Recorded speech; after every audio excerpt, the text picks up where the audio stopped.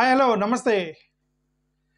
YS Jaganmohan Reddy గారి మీద అంటే జగన్మోహన్ రెడ్డి గారి మీద కాదు, లిక్కర్ స్కామ్కి సంబంధించి నేను ఒకటైతే ఊహిస్తున్నా, అది నేను నిజంగా ఊహిస్తున్నాను. ఇది 100% ఇది ఆ లెవెల్లోకి వెళ్ళిద్ది అని నేను ఊహిస్తున్నా. అదేంటంటే లిక్కర్ స్కామ్ కానీ లేదంటే ఏదో ఒక కేసు బీజేపీ వాళ్ళు ఓపెన్ చేస్తారు అని నేను ఊహిస్తున్నా. అంటే ఎందుకు ఊహిస్తున్నానంటే దేశంలో జరుగుతున్నటువంటి రాజకీయాలు, రాజకీయ వ్యూహాలు, రాజకీయ స్ట్రాటజీస్ మనకు అర్థమవుతాయి కదా. సో 100% జగన్మోహన్ రెడ్డి గారికి సంబంధించిన ఏదో ఒక కేసు బీజేపీ ఓపెన్ చేస్తుందని నేను భావిస్తున్నాను. అది నేను అనుకున్నది ఈరోజు జరిగింది. అదేంటంటే లిక్కర్ స్కామ్కి సంబంధించి ఈడీ కేసు పెట్టడం. లిక్కర్ స్కామ్కి సంబంధించి ఈడీ కేసు పెట్టడం. రిమెంబర్, ఈడీ అంటే సెంట్రల్ గవర్నమెంట్ కేసు పెట్టడమే. ఓకే, ఈడీ, సిబిఐ ఈ రెండు కూడా సెంట్రల్ గవర్నమెంట్ కింద పనిచేస్తాయి. వేరేస్ లోకల్ ఉన్నటువంటి సిఐడి, సిట్, లోకల్ పోలీసులు ఇవన్నీ స్టేట్ గవర్నమెంట్ ఆధీనంలో ఉంటాయి. సో కాబట్టి ఆబ్వియస్లీ ఇప్పుడు లిక్కర్ స్కామ్కి సంబంధించి ఈడీ కేసు పెట్టింది అని అంటే అర్థం బీజేపీ అధిష్టానం యొక్క పర్మిషన్ లేకుండా ఈడీ ఎంటర్ అవ్వదు, సిబిఐ ఈడీ ఎంటర్ అవ్వదు. అక్కడ బీజేపీ యొక్క అధిష్టానం ఓకే అంటే గ్రీన్ సిగ్నల్ ఇస్తేనే ఈడీ ఎంటర్ అవుతుంది, లేకపోతే రాదు. మరి ఇప్పుడు ఆంధ్రప్రదేశ్ జగన్ గారి ప్రభుత్వంలో జరిగినటువంటి లిక్కర్ స్కామ్ మీద ఈడీ అంటే మరి బీజేపీ వాళ్ళు మొట్టమొదటి కేసు పెట్టినట్టు జగన్ గారి మీద బీజేపీ పెట్టినట్టే లెక్క. ఓకే, సరే, ఇప్పటివరకు జగన్మోహన్ రెడ్డి గారు ఎదుర్కొంటున్న ఆరోపణలు మొత్తం కూడా కాంగ్రెస్ వాళ్ళు పెట్టిన కేసులు. ఇది అయితే I think this is the first case filed by BJP and YSRCP. Of course Jagan గారి మీద ఇంతవరకు జగన్ గారి దాకా రాలా అది. బట్ ఆబ్వియస్లీ అక్కడ ఉన్నటువంటి ఆ ఇన్వెస్టిగేషన్ తీరు మొత్తం చూస్తే అది జగన్ గారి టార్గెట్గా జరుగుతున్నట్టే అనిపించింది కదా. So there is no doubt in this that BJP అధిష్టానము యొక్క పర్మిషన్తోనే ఈడీ జగన్ గారి మీదకి ఎంటర్ అయింది. మరి ఎంటర్ అయిద్దని నేను ఊహిస్తాను, అది పెద్ద ఆశ్చర్యం లేదు. 100% ఎంటర్ అయితే, ఎందుకంటే we can understand the ongoing trend of BJP style of politics in India that everybody understands. నేనే కాదు, ఒక కామన్ మ్యాన్ కూడా అర్థం చేసుకుంటాడు. BJP style of administering, style of doing politics with different states, ఆ డిఫరెంట్ నాయకుల్ని వాళ్ళ యొక్క గ్రిప్లో పెట్టుకోవడానికి వాళ్ళు ఏం చేస్తారనేది మనందరికీ తెలిసిన విషయం, అది పెద్ద ఆశ్చర్యం ఏమి లేదు. ఓకే, సరే, ఎనివే ఇప్పుడు లిక్కర్ స్కామ్కి సంబంధించి జనరల్గా ఏ స్కామ్ అయినా సరే అంటే కాంప్లికేషన్ పెరిగే కొద్దీ హై లెవెల్ ఇన్వెస్టిగేషన్ టీమ్ వచ్చింది. ఇప్పుడు ఫర్ ఎగ్జాంపుల్ ఒక లోకల్ పర్సన్ కేసు సాల్వ్ చేయడానికి ట్రై చేశాడు అనుకోండి.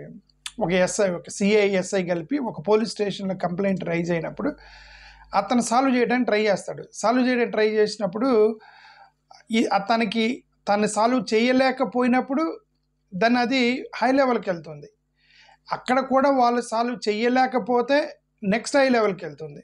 అక్కడ కూడా వాళ్ళు సాల్వ్ చేయలేకపోతే ఆ పైన హై లెవెల్లోకి వెళ్తుంది. ఇప్పుడు కేసు ట్రాన్స్ఫర్ అయ్యి హై లెవెల్లో వెళ్తుందంటే అర్థం ఏంటంటే కేసు సాల్వ్ అవ్వట్లేదు అని అర్థం, ఫండమెంటల్లీ, రైట్? ఒకటి అర్థం చేసుకోండి. రెండోది, లేదు, కాంప్లికేషన్ పెరుగుతుంది. ఇప్పుడు ఒక కేసు పెట్టారు, ఆ కేసుకి సంబంధించి నెక్స్ట్ లెవెల్కి వెళ్ళాలి అంటే ఇది కాకుండా కొద్దిగా అంటే పైన వాళ్ళు ఎవరో ఇన్వాల్వ్ అయ్యారు, ఫ్రంట్ లెవెల్లో ఉన్న క్రిమినల్స్ కాకుండా వెనకెవరో ఇన్వాల్వ్ అయ్యారు అంటే ఒక సిఐ, ఎస్ఐ కంటే ఇన్ఫ్లుయెన్షియల్ పర్సన్ ఇన్వాల్వ్ అయ్యాడు అన్నప్పుడు అది నెక్స్ట్ లెవెల్ సిఐడికో ఎక్కడికో పోతుంది. లేదంటే అంతకన్నా ఇంకా పెద్దవాళ్ళు ఇన్వాల్వ్ అయ్యారన్నప్పుడు అది సిబిఐ దాకా పోతుంది, లేదంటే ఆ తర్వాత ఈడీ దాకా పోతుంది. ఓకే, ఇది జనరల్గా జరిగేది. మరి ఇప్పుడు ఈ యొక్క లిక్కర్ స్కామ్కి సంబంధించి ఈడీ దాకా పోయిందంటే దాంట్లో ఏం కేసు సాధించారు? What is the case? ఆ లిక్కర్ స్కామ్లో ఏం కేసు ఉంది? ఇదిగోండి, ఫస్ట్ లిక్కర్ స్కామ్కి సంబంధించి లోకల్ పోలీసులు ఇన్వెస్టిగేట్ చేయమన్నాము. ఇదిగోండి, వాళ్ళు ఒక 50 కోట్ల స్కామ్ జరిగింది అనుకున్నారు, కానీ ఇన్వెస్టిగేట్ చేస్తుంటే ఇది వెనక్కి 1000 కోట్ల స్కామ్ లాగా అనిపించింది, పెద్దోళ్ళు ఇన్వాల్వ్ అయినట్టు అనిపించింది, అందుకని సిఐడికి ఇచ్చాము. ఇదిగోండి, సిఐడి చేస్తుంటే అది 2000 కోట్ల రూపాయల స్కామ్ లాగా అనిపించింది, లేదు ఇంతకంటే పైన వాళ్ళు ఇన్వాల్వ్ అయినట్టున్నారు, అందుకని మేము అది సిట్ వేసాము. ఇదిగో సిట్కి ఇన్వెస్టిగేట్ చేస్తుంటే ఇంకా పెద్ద లార్జర్ స్కామ్ లాగా అనిపించింది. సిట్ ఇన్వెస్టిగేట్ చేసేటప్పుడు అది కూడా ఢిల్లీ లెవెల్లో ఇన్వాల్వ్ అయ్యారు. కాబట్టి మేము ఇప్పుడు ఈడీకి ఇచ్చాము. రేపొద్దున ఈడీ కూడా సాల్వ్ చేయలేకపోయింది, అసలు ఇంకా ఇంటర్నేషనల్ లెవెల్గా కేసు ఇన్వాల్వ్ అయింది కాబట్టి అప్పుడు సిబిఐకి ఇస్తాము. కేసు కాంప్లికేషన్ బట్టి సిబిఐకి ఇస్తారు. ఇప్పుడు జరిగిన లిక్కర్ స్కామ్లో ఏం కాంప్లికేషన్ ఉందని ఈడీకి ఇచ్చారు. కాంప్లికేషన్ ఏముంది దాంట్లో, ఏముందని ఈడీకి ఇచ్చారు. ఎందుకు ఈడీ దాకా వెళ్ళిందంటే, చంద్రబాబు నాయుడు గారు లోకల్ పోలీసుల్ని మీరు ఇన్వెస్టిగేట్ చేయండి అన్నారు. లోకల్ పోలీసులు దాన్ని సాల్వ్ చేయలేకపోయారు. వాళ్ళకి పెద్దగా ఆధారాలు దొరకలేదు. నేను ఇంకా చాలాసార్లు మాట్లాడాను లిక్కర్ స్కామ్కి సంబంధించి ఏం ఆధారాలు ఉంటాయి వాళ్ళకి. వాళ్ళు పెట్టిన కేసు చాలా సిల్లీగా అనిపించింది. నేను గతంలోనే చెప్పాను, వాళ్ళు పెట్టిన కేసు ఏంటంటే ఏమంటారు, చాలా ఇప్పుడు ఏంటంటే, ఇప్పుడు ఫ్రాంచైజింగ్ మేనేజ్మెంట్ చేసేవాళ్ళు ఫ్రాంచైజ్ మేనేజ్మెంట్ చేస్తారు, ఫ్రాంచైజ్ మేనేజ్మెంట్ అంటారు కదా, దానికి సంబంధించిన కొన్ని కేసులు తీసుకొచ్చి ఫ్రంట్లో పెట్టారు. మా ప్రోడక్ట్ని అడ్వర్టైజ్మెంట్ ఇవ్వలేదు, నేషనల్ ప్రోడక్ట్ని వీళ్ళు ఏమంటారు ప్రమోట్ చేయలేదు, ఇట్లాంటి కేసులు పెట్టారు. నేషనల్ ప్రోడక్ట్స్ని ప్రమోట్ చేయకుండా లోకల్ బ్రాండ్స్ కొన్నారు, ఎక్కువగా డబ్బులు సంపాదించారు. గవర్నమెంట్కి డబ్బులు సంపాదించడమే కదా గవర్నమెంట్ ఉద్యోగం, గవర్నమెంట్ యొక్క రెస్పాన్సిబిలిటీ. ఓకే, సరే, ఇంక వాళ్ళు చేసిన ఒక స్కామ్కి రిలేటెడ్ ఎలిగేషన్ ఏంటంటే ఆఫ్ ద రికార్డ్ డబ్బులు కలెక్ట్ చేశారు అనేది. దానికి అలాగే ఎవిడెన్స్ ఇస్తాడు. ఇప్పుడు ప్రతి ఎమ్మెల్యే వాళ్ళు చేస్తారు. దీంట్లో అసలు కాంప్లికేషన్ ఏముందని ఈడీ దాకపోయింది అనేది ఇప్పుడు పెద్ద question mark. Okay, of course ED అంటే ఇప్పుడు సిబిఐ లాంటిది ఏంటంటే క్రిమినల్ కేసుల్లో ఇన్వాల్వ్ అయ్యింది. ఇప్పుడు ఈడీ కాబట్టి ఫైనాన్షియల్ ట్రాన్సాక్షన్స్, ఫైనాన్షియల్ క్రైమ్స్ ఏమైనా ఉంటే ఈడీ ఇన్వాల్వ్ అయ్యింది. ఓకే, ఇన్కమ్ ట్యాక్స్ వాళ్ళు, ఈడీ వాళ్ళు కలిపి కొలాబరేషన్లో చేస్తూ ఉంటారు ఫైనాన్షియల్ క్రైమ్స్ మొత్తం కూడా. ఇప్పుడు ఈడీ లెవెల్ దాకా పోవాల్సిన అంత పెద్ద కేసు ఏం లేదు. అయినా సరే ఎందుకు పోయిందంటే సింపుల్ అంతే. అయినా ఎందుకు పోయిందంటే ఆధారాలు దొరకట్లేదు వీళ్ళకి. ఫస్ట్ లోకల్ పోలీసులు ఎత్తికారు, పెద్దగా ఆధారాలు దొరకలేదు సార్ అన్నారు. చంద్రబాబు నాయుడు గారికి కోపం వచ్చింది, సిఐడికి ఇచ్చాడు. సిఐడి వాళ్ళు ఇన్వెస్టిగేట్ చేసి ఈజ్ నాట్ సాటిస్ఫైడ్, జగన్ ఇరికించమంటే ఇరికించలేకపోయారు. సో సిట్ వేసాడు. సిట్ కూడా పెద్దగా జగన్మోహన్ రెడ్డిని ఇరికించేటువంటి పాయింట్లు ఏం చెప్పలేకపోయారు. ఇప్పుడు మన సిట్ ఛార్జ్ షీట్ వేసింది కోర్టులో. ఛార్జ్ షీట్ వేస్తే ఆ ఛార్జ్ షీట్లో ఏముంది, నాలాంటి ఒక కామన్ మేనేజ్మెంట్ తెలిసిన వాడికి అర్థమైంది, అది వ్యాపారస్తుని వ్యాపారం చేయకూడదా.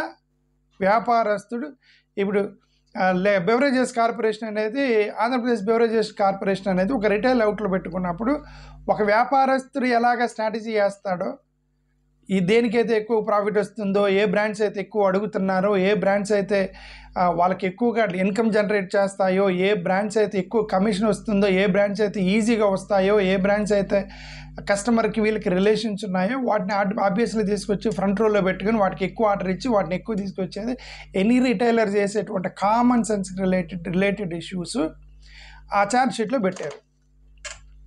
చంద్రబాబు నాయుడు గారు maybe is not satisfied. So ఇప్పుడు ఈడీకి ఇచ్చారు. ఇక్కడ క్వశ్చన్ మార్క్ ఏంటంటే ఈడీకి ఇవ్వటంలో క్వశ్చన్ మార్క్ ఏంటంటే బీజేపీ ఎందుకు యాక్సెప్ట్ చేసింది అనే దాంట్లో పెద్ద ఆశ్చర్యం లేదు. మేబీ చాలామంది షాక్ తిని ఉండొచ్చు, నాకు పెద్ద ఆశ్చర్యం లేదు. ఎందుకంటే బీజేపీ అదే చేసింది. జగన్మోహన్ రెడ్డి గారు ప్రభుత్వం ఉన్నప్పుడు స్కిల్ డెవలప్మెంట్ కేసుకి సంబంధించి నేను కేసు పెడతాను, చంద్రబాబు నాయుడు గారి మీద కేసు పెట్టిపోతున్నాను, స్కిల్ డెవలప్మెంట్ కేసు అరెస్ట్ చేద్దాం అనుకుంటున్నానని బీజేపీ అధిష్టానానికి 100% జగన్మోహన్ రెడ్డి గారు చెప్పుంటారు. మీరు ఈడీ పంపించండి, సిబిఐ వేయండి చంద్రబాబు నాయుడు గారి మీద ఈయన అడిగి ఉంటాడు. కానీ వాళ్ళు ఇంట్రెస్ట్ చూపించలేదు, వాళ్ళు వేయలేదు. కావాలంటే నువ్వు అరెస్ట్ చేసుకోవా అన్నారు. ఎందుకు కావాలంటే నువ్వు అరెస్ట్ చేసుకోమన్నారు చంద్రబాబు నాయుడు గారిని. ఎందుకు చంద్రబాబు నాయుడిని అరెస్ట్ చేయమన్నారు? బీజేపీ వాళ్ళే ఎందుకు అరెస్ట్ చేసుకోమని ఉంటారు? చంద్రబాబు నాయుడు గారిని అరెస్ట్ చేస్తారు తప్ప ఆయన బీజేపీ దగ్గర పోడు. వాళ్ళ ప్లాన్ ప్రకారం జగన్మోహన్ రెడ్డి గారు చెప్పారు, ఆయన అరెస్ట్ చేయించాడు చంద్రబాబు నాయుడు గారిని. చంద్రబాబు నాయుడు గారు వాళ్ళు అనుకున్నట్టు పోయాడు, బీజేపీ కాళ్ళ దగ్గర పడ్డాడు, వాళ్ళతో పొత్తులు పెట్టుకున్నాడు, అయిపోయింది. ఇంకా that is what BJP wanted, that is the how they do politics. Okay, ఇప్పుడు జగన్మోహన్ రెడ్డి గారు అపోజిషన్లో ఉన్నాడు, ఇంకా అటు ఇటు మూవ్ అవ్వకూడదు. మళ్ళీ ఇండియా కూటమి వైపుకి వెళ్తాడు, సెక్యులర్గా వెళ్తాడు, సెక్యులర్ వాదం అంటాడేమో, మైనారిటీ ఓట్లు అంటాడేమో, ఎందుకు వచ్చిన గొడవ ఇతనితోటి ఒక కేసు పెట్టేసి కేసు పెట్టేస్తే ఇంకెక్కడికి పోడు, మళ్ళీ ఇంక మన టచ్లో ఉంటాడు. అంతే కదా, కేసు పెడితే టచ్లో ఉంటాడు. This is how they do politics, right? BJP from the day 1 నుంచి they are doing these politics. There is no surprise that ED will, ఏదో ఒక కేసు ఈడీ జగన్ మీద పడిద్దని నేను ఊహిస్తున్నాను. అది లిక్కర్ కేసు పడింది, బట్ నేను లిక్కర్ కేసు పడిద్దని ఊహించలేదు. ఎందుకంటే లిక్కర్ కేసులో పెద్ద డెప్త్ లేదు అని వీళ్ళు ఊరికే ఇరికించాలని పెడుతున్నారు తప్ప నా అభిప్రాయం ప్రకారం పెద్ద డెప్త్ లేదు లిక్కర్ కేసులో. ఏదో పెద్దది ఏమైనా పెడతారేమో జగన్మోహన్ రెడ్డి గారి మీద వాళ్ళు అనుకున్నా, కానీ ఇదే పెట్టారంట. So there is no surprise in this. Okay, ఇది సంగతి. జగన్మోహన్ రెడ్డి గారికి సంబంధించినటువంటి లిక్కర్ స్కామ్ ఈడీ కేసు పెట్టింది. చూద్దాం ఏం జరిగింది, ఎంతవరకు వెళ్తారు. మళ్ళీ జగన్మోహన్ రెడ్డి గారు వెళ్ళి కాంగ్రెస్ వాళ్ళని ఎదిరించాడు కదా. జగన్మోహన్ రెడ్డి గారు కాంగ్రెస్ వాళ్ళని ఎదిరించాడు కదా. కాంగ్రెస్ వాళ్ళని ఎదిరించినట్టు ఈయన ఎదిరిస్తాడా లేదా అనేది మనకు తెలీదు. ఓకే, ఇప్పుడు ఒక వ్యక్తికి కోపం వచ్చినప్పుడు, ఎప్పుడు కోపం వచ్చింది ఎవరో తెలియదు. సహనం కొంతమందికి ఉండేది. జగన్మోహన్ రెడ్డి గారి సహనం మనకు తెలియదు. We cannot assess. అతని సహనాన్ని బట్టి ఎంతవరకు సహిస్తాడు, ఎంతవరకు ఎదురు తిరుగుతాడు అనేది ఇంకా అతని ఇష్టం, జగన్మోహన్ రెడ్డి గారి ఇష్టం. ఓకే, కాంగ్రెస్ వాళ్ళప్పుడు ఆ కాంగ్రెస్ వాళ్ళప్పుడు ఏంటంటే కాంగ్రెస్ వాళ్ళు అన్ని కేసులు పెడతారని అతనికి తెలీదు. జగన్మోహన్ రెడ్డి గారు కాంగ్రెస్ వాళ్ళు కేసు పెట్టినప్పుడు వాళ్ళంత హార్ష్గా వెళ్ళి కేసు పెట్టి జైల్లో పెట్టి 9-16 నెలలు జైల్లో ఉంచుతారని అతను ఊహించలేదు అతను. ఓకే, ఏదో నా పార్టీ పెట్టుకున్నాను, ఓట్లు వేసి వాళ్ళు ఎత్తలేదు అనుకుంటాడు. బట్ వాళ్ళు చాలా స్ట్రాంగ్గా కేసులు పెట్టారు. సో అది ఊహించలేదు కాబట్టి పెట్టారు. బట్ ఇప్పుడు కొంచెం జాగ్రత్తగా ఉన్నాడు. ఎందుకు అని అంటే ఆల్రెడీ ఒక ఎక్స్పీరియన్స్ వేసాడు కాబట్టి, జైల్లో ఉన్నటువంటి లైఫ్ తను ఎవరు తిరిగి ఇవ్వలేరు కాబట్టి జాగ్రత్తగా ఉన్నాడు. కాబట్టి జగన్మోహన్ రెడ్డి గారు బీజేపీ వాళ్ళతోటి నాకు తెలిసిన మరి కాంగ్రెస్ వాళ్ళని ఎదిరించినంతగా బీజేపీని ఎదిరిస్తాడని నేనైతే అనుకోవట్లే. But let us see what after all what he does, which we don't know. Let's see that. Thank you. Namaskar.